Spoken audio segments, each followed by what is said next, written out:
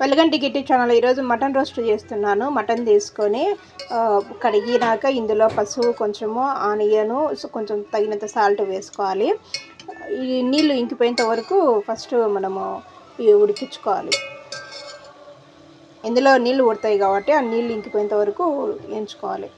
ఇదిగోండి, ఇలా నీళ్ళు ఇంకిపోవాలి. అప్పుడు మటన్ అనేది మటన్ స్మెల్ రాదు. ఇప్పుడు తగినంత వాటర్ పోసుకోవాలి. ఇందులో వాటర్ వేసుకొని ఒక 2 టేబుల్ స్పూన్ ఆయిల్ వేసుకొని సన్నగా తరిగిన ఆనియన్, గ్రీన్ చిల్లీ, కరివేపాకు వేసుకోవాలి. అవి వేగిన తర్వాత 1 టేబుల్ స్పూన్ అల్లం వెల్లుల్లి పేస్ట్ వేసుకొని అది స్మెల్ పోయేంత వరకు వేయించుకోవాలి. ఇప్పుడు ఇందులో 1 టేబుల్ స్పూన్ ధనియాల పొడి వేసుకోవాలి. 1 టేబుల్ స్పూన్ గరం మసాలా వేసుకోవాలి. 2 టేబుల్ స్పూన్ రెడ్ చిల్లీ వేసుకోవాలి.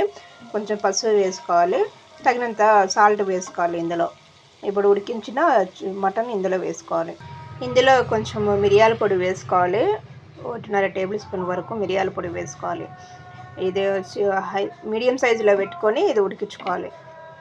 ఇదిగోండి, మటన్ ఫ్రై రెడీ. ఇందులో చివరిగా కొత్తిమీర వేసుకోవాలి. ఇలా జ్యూసీగా ఉంటే బాగుంటుంది. చపాతీలోకి, దోశలోకి అందుకోసం బాగుంటుంది.